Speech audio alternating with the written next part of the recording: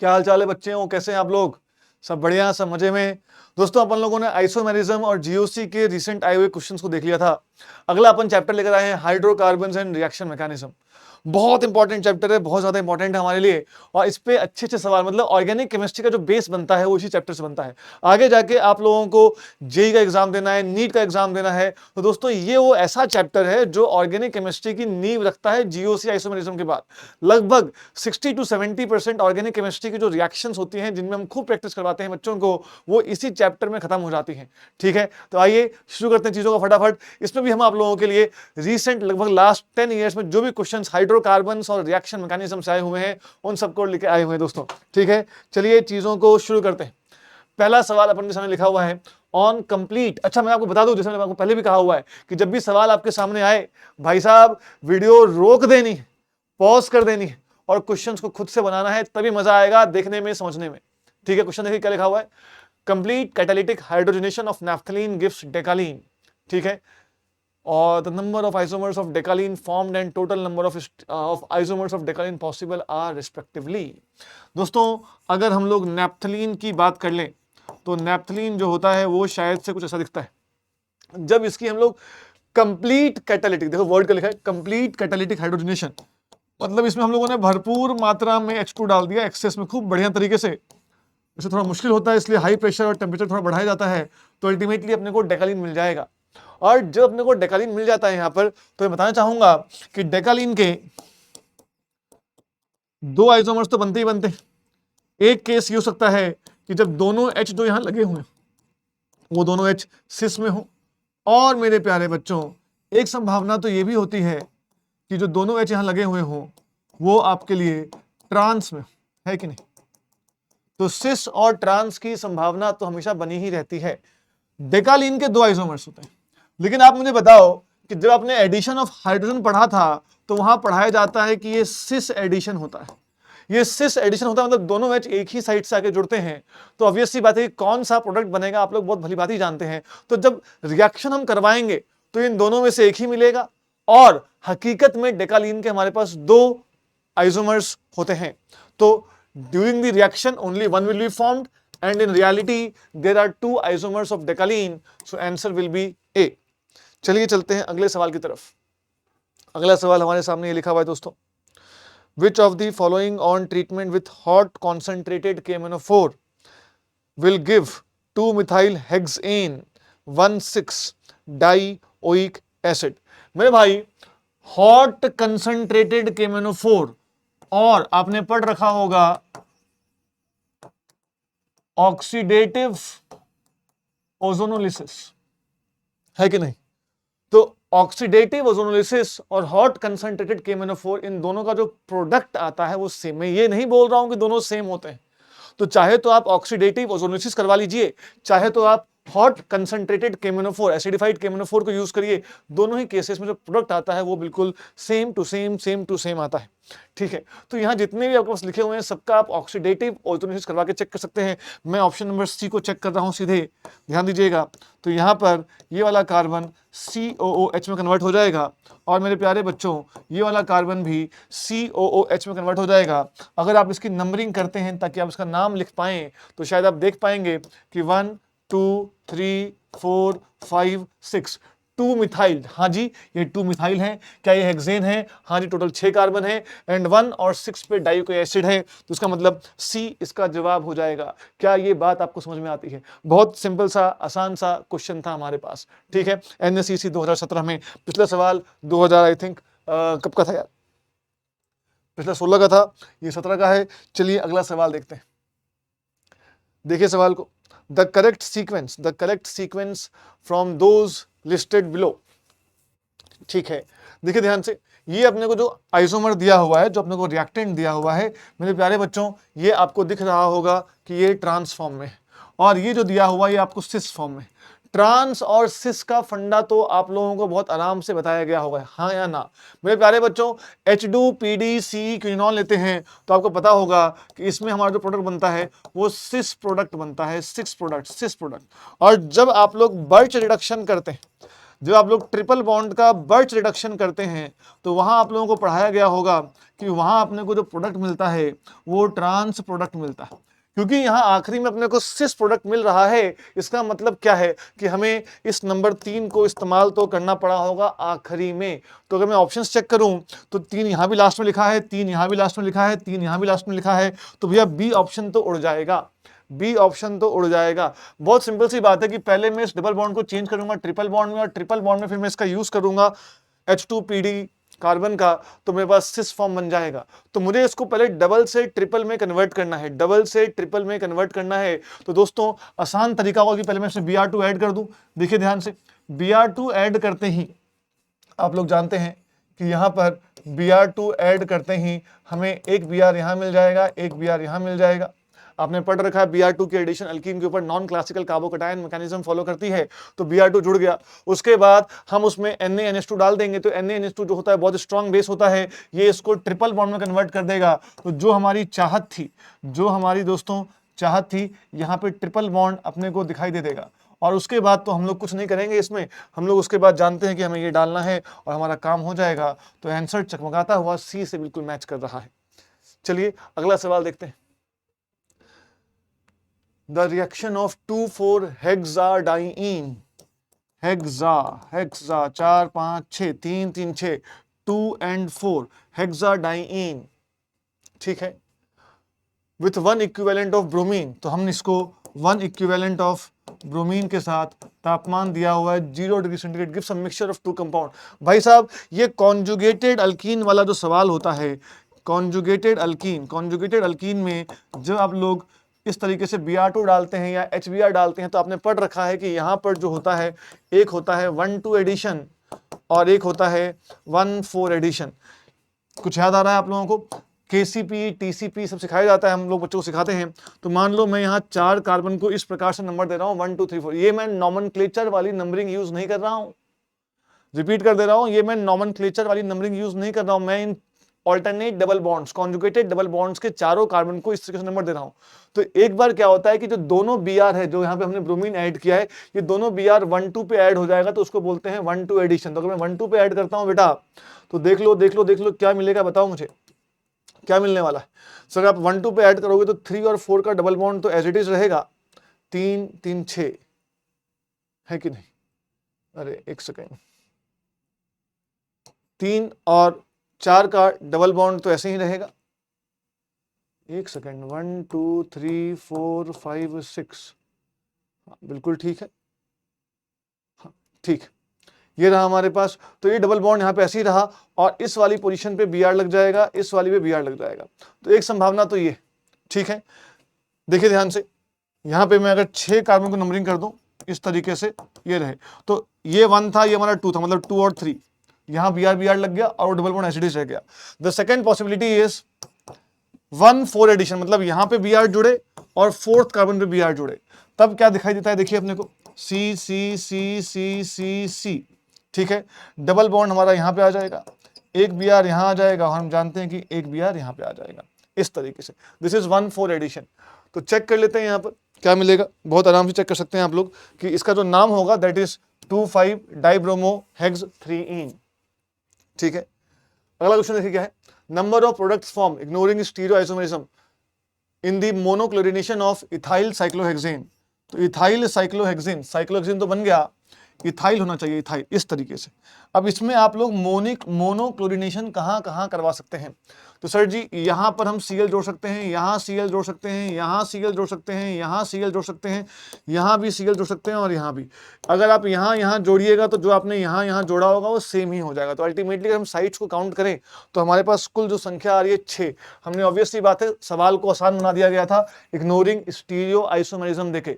इसी सवाल में अगर स्टीरियो आइसोमेरिज्म लिख देता कि हाँ भैया स्टीरियो आइसोमर्स को काउंटिंग करके अपना सवाल बनाइए, तो फिर तो दिक्कत हो जाती, फिर तो हमें इसमें और थोड़ा टाइम और मेहनत लगानी पड़ती दोस्तों। चलिए अगला सवाल देखते हैं। अगला सवाल हमारी स्क्रीन पर ये रहा, देखिए ध्यान से, the alkyne Y in the following reaction is. भैया ओजोनोलिसिस क्या होता है आप जानते हैं, आप इसमें हर एक ऑप्शन को चेक कर सकते हैं बहुत आराम से, ठीक है। तो अगर मैं C ऑप्शन को या B ऑप्शन को चेक करता हूं, देखिए B ऑप्शन को चेक करने पर क्या होगा, ये डबल बॉन्ड यहां से टूटेगा, क्या ये चीज दिखाई दे रही है आपको कि ये डबल बॉन्ड यहाँ से टूटेगा, और अगर हम बात करें कि ये यहाँ से टूटेगा, ये यहाँ से टूटेगा, ये यहाँ से टूटेगा। सिमिलरली आप ओजोनोलिसिस में ए ऑप्शन को भी चेक कर सकते हैं, सी को भी कर सकते हैं और डी को भी। मैं आपके लिए सी ऑप्शन जो है पूरा चेक करके दिखा देता हूं कि सी ऑप्शन की ओजोनोलिसिस करने पर क्या क्या मिलने वाला है। देखिए ध्यान से, तो सर जी एक तो आपको ऐसा कुछ दिखाई देगा, ध्यान देना ध्यान देना ध्यान देना। एक तो ये मिलेगा, ये मिला आपको इस वाले सेगमेंट से, इस वाले सेगमेंट से। अच्छा दूसरा देखिए क्या मिलेगा अपने को, ये रहा ऐसे, उसके बाद ये ऐसे ऐसे, और ये ऐसे, ये ऐसे, और उसके बाद यहाँ पर ये डबल बॉन्ड हो ऐसे, और इस वाले सेगमेंट से मिलेगा अपने को जो दैट इज HCHO। ठीक है, तो क्या अपने को ये मिल रहा है?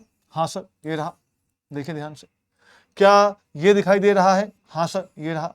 और मेरे प्यारे बच्चों क्या ये दिखाई दे रहा है? हाँ सर ये भी रहा। तो सी का ओजोनोलिसिस करने पर अपने को जो गिवन सेट ऑफ प्रोडक्ट्स दिए हुए हैं ये सारे मिल जाएंगे, तो इसका आंसर सी चेन्नई हो जाएगा। आइए अगला सवाल देखते हैं क्या हमारे पास। The structure that represents the major intermediate formed in this is bromination, यहाँ जे नहीं आएगा, ब्रोमिनेशन ऑफ टॉलिन इज। तो अगर हम टॉलिन की ब्रोमिनेशन करते हैं, बहुत ऑब्वियस सी बात है, तो टॉलिन is a ortho and para directing group, तो वो आपका ब्रोमीन जो है वो ऑर्थो और पैरा पे आएगा। तो बेटा जो ए वाला ऑप्शन है तो पाप हो जाएगा, क्योंकि यहाँ पे अपने टॉलिन कहाँ जोड़ा हुआ है? मेटा पे जोड़ा हुआ है, जो कि सॉरी ब्रोमीन जो है वो कहाँ जोड़ा हुआ है? मेटा पे, जो कि पॉसिबल ही नहीं है। सेम चीज ये भी पाप हो जाएगा। तो या तो आंसर बी है या तो आंसर सी है। अगर आप थोड़ा ढंग से देखना जानते हैं, आपको सिखाया गया कि इसका आंसर सी होने वाला है। बेटा कार्बन पे पॉजिटिव चार्ज तो नहीं आएगा ना, हकीकत में ये इसका आंसर होगा। और रेजोनेंस होने के बाद इसका एक रेजोनेटिंग स्ट्रक्चर आप चाहें तो ऐसा तो बन सकता था, यहां पे पॉजिटिव आएगा। ठीक है, यहां कार्बन पे, टॉलिन वाले कार्बन पे पॉजिटिव नहीं आता है। ठीक है, तो answer will be C, C is the correct, B is incorrect. आइए अगला सवाल देखते हैं। अगला सवाल हमारे सामने लिखा हुआ है, which of the following is और are, Which of the following is or are electrophilic aromatic substitution reactions? इनमें से कौन कौन से electrophilic substitution aromatic substitution reactions हैं? बेटा इसमें तो देखो, यहाँ हमारे पास CH3 था, आपने उसको कन्वर्ट कर दिया CH2Cl में। ये तो आप जानते हैं कि फ्री रेडिकल यहाँ पे फॉर्मेशन होता है इंटरमीडिएट, और यहाँ पे सारा काम फ्री रेडिकल के हिसाब से होता है। अगर मैं इसकी बातचीत करूँ आपके पास SCHO, जो यहाँ देखिए आप लोग क्या हो रहा है, और फोर्थ ऑप्शन को चेक करिए, यहाँ तो NaNH2 तो खुद एक न्यूक्लियोफाइल है, उसको आपने बेंजीन रिंग पे जोड़ा है, जबकि यहाँ बात हो रही है इलेक्ट्रोफिलिक एरोमेटिक सब्स्टिट्यूशन। तो भैया इसका आंसर 4 भी नहीं होगा, 1 भी नहीं होगा। तो जिस ऑप्शन में 1 और 4 दिखे उसको तो हटा दो, 4 यहाँ दिख रहा है हटा दिया, इसमें 1 दिख रहा है इसको भी हटा दिया। अब 2 और 3 को चेक कर लेते हैं। बेटा 2 तो आप लोग जानते हैं फ्रिडल क्राफ्ट जैसी रिएक्शन हो रही है, in fact this is Friedel Crafts alkylation. आपने BF3 यूज किया है, ये आपका लुईस एसिड है, और यहाँ पर ये आपका आके यहाँ पे इसके पैरा पोजीशन में कनेक्ट हो गया है। तो yes 2 is your electrophilic aromatic substitution. 3 देख लीजिए, फ्रिडल क्राफ्ट असाइलेशन जैसी रिएक्शन दिख रही है अपने को। तो ये यहाँ पे SCHO है हमारे पास, तो ये HC डबल बॉन्ड OH, यहाँ पे इस कार्बन पर इलेक्ट्रोफिलिसिटी होती है और यही कार्बन जाके बेंजीन रिंग से जुड़ता है। तो yes this is also example of electrophilic aromatic substitution. Answer will B 2 and 3। ठीक है, अगला सवाल देखिए क्या है हमारे पास। The number of products from the following which cannot be formed on nitration of 1,3-dichlorobenzene with a mixture of concentrated nitric acid and sulfuric acid। भैया हमारे पास 1,3-डाइक्लोरोबेंजीन है, तो 1,3-डाइक्लोरोबेंजीन में हम लोगों ने क्या डाला? Mixture of conc nitric acid, तो कॉन्क HNO3 डाल रहे हैं और साथ में H2SO4 डाल रहे हैं। बेटा this mixture is called as nitrating mixture, और ये NO2 को बेंजीन रिंग में इलेक्ट्रोफाइल के रूप में जोड़ने के लिए यूज की जाती है। तो क्लोरीन जो होता है वो भले ही डीएक्टिवेटिंग ग्रुप हो, but it is ortho and para directing. Options check कर लेते हैं। पहला वाला तो बनेगा यार, ये NO2 दोनों के रिस्पेक्ट में कहां पर है? ऑर्थो पर है।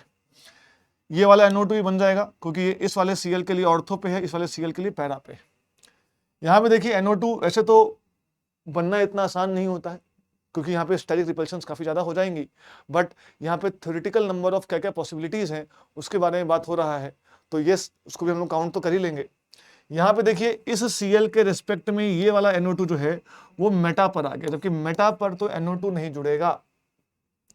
यहाँ भी देखिए, यहाँ भी जो NO2 है वो Cl के रिस्पेक्ट में मेटा पर है, वो कनेक्ट नहीं होगा, जबकि यहाँ पर ये Cl ऑर्थो पे है, ये Cl भी ऑर्थो पे, पैरा पे, जैसे बोलना है आप बोल सकते हैं। तो इसमें दो ऐसी फोटो बनी है जो बननी नहीं चाहिए थी, जो थ्योरेटिकली भी पॉसिबल नहीं है। तो आंसर विल बी 4 and 5, मतलब 2, तो आंसर विल बी 2। ठीक है, आइए अगले सवाल की तरफ चलते हैं। अगला सवाल हमारी स्क्रीन पर ये रहा। The correct sequence of reagents which would convert पैरानाइट्रोटोलिन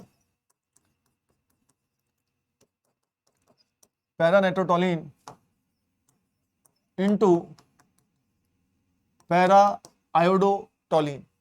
तो हमें NO2 ग्रुप को रिप्लेस करना, देखिए NO2 ग्रुप को रिप्लेस करना, तो दिमाग में ख्याल आता है कि सर आप इसको किसी तरीके से डाइजोनियम सॉल्ट में कन्वर्ट कर दीजिए, और डाइजोनियम सॉल्ट में कन्वर्ट करने के बाद आयोडीन लगा दीजिए, बहुत अच्छा तरीका होता है। बहुत सिंपल सी बात है। और पैराआयोडो बेंजोइक एसिड है, तो यहाँ पे हमें इसको COOH में कन्वर्ट करना होगा, COOH में, पैराआयोडो बेंजोइक एसिड, मतलब हमें CH3 को भी इसमें कन्वर्ट करना है। तो इसके लिए तो आप जानते हैं कि KMnO4 का यूज हम लोग करते हैं। देखिए डी इसका बहुत सुंदर सा आंसर हो जाएगा। KMnO4 और हीट लेते ही आपके पास ये COH और ये NO2 आ जाएगा। उसका जब आप रिडक्शन करेंगे तो आप जानते हैं कि NO2 ग्रुप रिड्यूस हो जाएगा NH2 में। फिर आपने उसको कन्वर्ट कर दिया नाइट्रस एसिड का यूज करके, डाई एजोटाइजेशन, मतलब डाइजोनियम सॉल्ट में आपने कन्वर्ट कर दिया उसको इस तरीके से, और फिर Ki डाल के आपको आपका प्रोडक्ट जो है वो चाहिए, N2+ वहां से हटेगा और वहां पर आयोडीन लग जाएगा। ठीक है, अगला सवाल जो हमें सामने दिख रहा है, अगेन 2,4-हेक्साडाइन। ये सवाल तो वापस से आ गया आपके पास, 1 2 3 4 5 6, 2 and 4 हेक्साडाइन आपके सामने है, 1 2 3 4 5 6। दोस्तों कॉन्जुगेटेड डाइन के केस में मैंने आपको कुछ देर पहले बताया कि यहाँ पर आपको जो हरा वाला लिखा है मैंने, again that is to represent the 1,2 addition and 1,4 addition. तो उसने लिखा है कि भैया एक प्रोडक्ट तो क्या मिल रहा है आपको, 4,5 dibromo 2 hexene and it's isomer X is.